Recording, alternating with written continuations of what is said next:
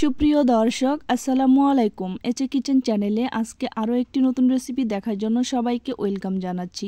ফুটন্ত গরম পানিতে মিষ্টি কুমড়া দিয়ে এত দারুণ স্বাদের রেসিপি হয় যে একবার বানালে এটা চা বা কফির সাথে খাওয়া যাবে, আবার ভাত, রুটি, লুচি, পরোটা সব কিছুর সাথে জমে যাবে। আজকের রেসিপির জন্য আমি এখানে পাকা মিষ্টি কুমড়া নিয়েছি। মিষ্টি কুমড়ার খোসা ছাড়িয়ে নিয়েছি এবং কি মিষ্টি কুমড়ার এই বীজের অংশটুকু কেটে ফেলে দিয়েছি আর এভাবে ছোট ছোট করে কেটে নিয়েছি। চুলাটা অন করে আমি ফ্রাই প্যানে সামান্য পানি দিয়েছি। যখন দেখবেন পানিটা এরকম ফুটে উঠেছে তখন এখানে মিষ্টি কুমড়া দিয়ে দেব। আমি একে একে সবগুলো মিষ্টি কুমড়া এখানে দিয়ে দিচ্ছি।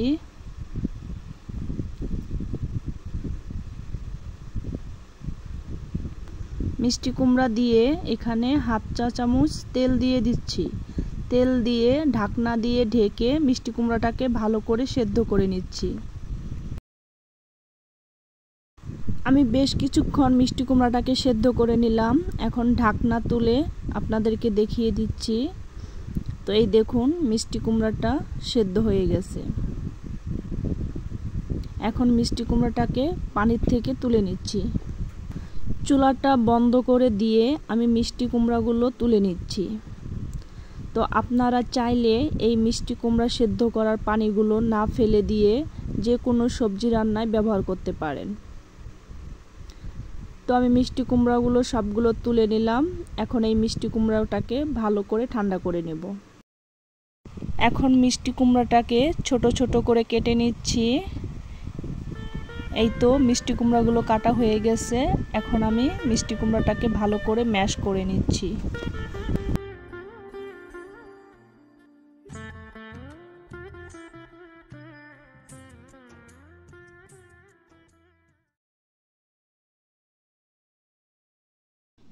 এই তো কুমড়োটাকে আমি ভালো করে ম্যাশ করে নিয়েছি। এখন মিষ্টি কুমড়াগুলো একটা বাটিতে নিয়ে নিচ্ছি। এখন এখানে বড় সাইজের একটি পেঁয়াজ কুচি দিয়ে দিচ্ছি আর দিয়ে দিচ্ছি স্বাদ মতো লবণ। কাঁচামরিচ কুচি দিয়ে দিচ্ছি। আমি এখানে 3টা পাকা মরিচ নিয়েছি আর 3টা কাঁচামরিচ নিয়েছি। ঝালটা আপনারা আপনাদের পছন্দ মতো দিয়ে দিবেন। এখন এখানে দিয়ে দিচ্ছি হাফ চা চামচ আদা বাটা, হাফ চা চামচ রসুন বাটা, হাফ চা চামচ কাশ্মীরি লাল মরিচের গুঁড়ো দিয়ে দিচ্ছি। এটাতে ঝাল হবে না, শুধু কালারটা হবে। এখন এখানে দিয়ে দিচ্ছি হাফ চা চামচ হলুদের গুঁড়ো, হাফ চা চামচ দিয়ে দিচ্ছি জিরার গুঁড়ো। এখন হাফ চামচের চেয়ে একটু কম গরম মশলার গুঁড়ো দিয়ে দিচ্ছি। একটু গোলমরিচের গুঁড়ো দিয়ে দিচ্ছি আর দিয়ে দিচ্ছি হাফ চা চামচ কালো জিরা। 1 চা চামচ সয়া সস দিয়ে দিচ্ছি। 2 চা চামচ টমেটো সস দিয়ে দিচ্ছি। এখন এখানে দিয়ে দেব বেসন। মানে এই মিশ্রণটি একটু আঠালো করে মাখতে যতটুকু বেসন লাগে আপনারা ততটুকু বেসন দিয়ে দিবেন। এখন এখানে দিয়ে দিচ্ছি 4 চা চামচ কর্নফ্লাওয়ার। আপনাদের হাতের কাছে কর্নফ্লাওয়ার না থাকলে আপনারা এখানে 4 চা চামচ চাউলের গুঁড়ি দিতে পারেন, এতে করে ক্রিস্পি হবে। আর দিয়ে দিলাম কিছু ধনিয়া পাতা কুচি। তো এখন সবগুলো উপকরণ আমি হাত দিয়ে ভালো করে মাখিয়ে নিচ্ছি।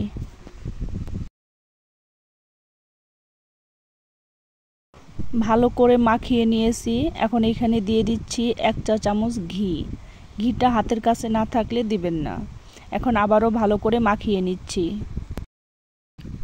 ফ্রাই প্যানে পরিমাণ মতো তেল দিয়েছি।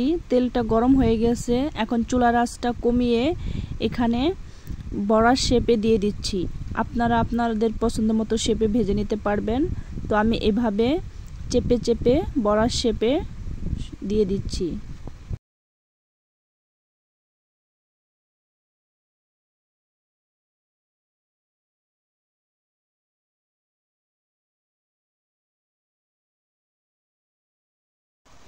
কিছুক্ষণ পর এগুলো উল্টে দিচ্ছি। এই সময় চুলার আঁচটা মিডিয়াম টু লো হিটে রাখবেন। চুলার আঁচ বাড়িয়ে ভাজলে দ্রুত উপরে কালার চলে আসবে আর ভিতরে কাঁচাই থেকে যাবে।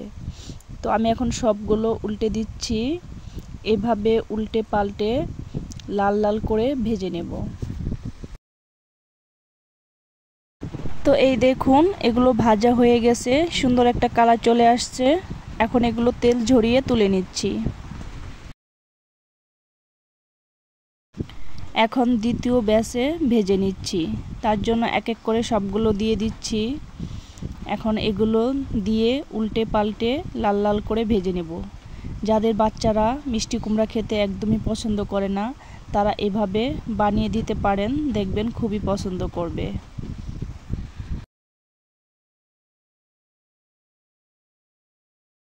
এই তো সুন্দর একটা কালার চলে আসছে। এখন এটা তেল ঝরিয়ে তুলে নিচ্ছি। এটা গরম গরম ভেজে চা বা কফির সাথে খেতে দারুণ লাগে, আবার টমেটো সস দিয়ে খেতেও খুবই ভালো লাগে। গরম গরম ডাল ভাতের সাথেও এটা পরিবেশন করতে পারবেন, খেতে কিন্তু দারুণ লাগে।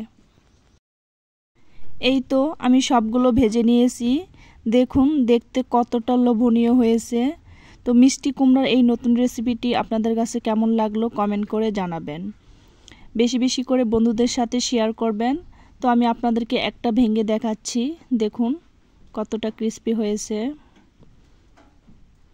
তো ধন্যবাদ সবাইকে এতক্ষণ আমার ভিডিওটি দেখার জন্য। আজকের মতো এখানেই বিদায় নিচ্ছি। আল্লাহ হাফেজ।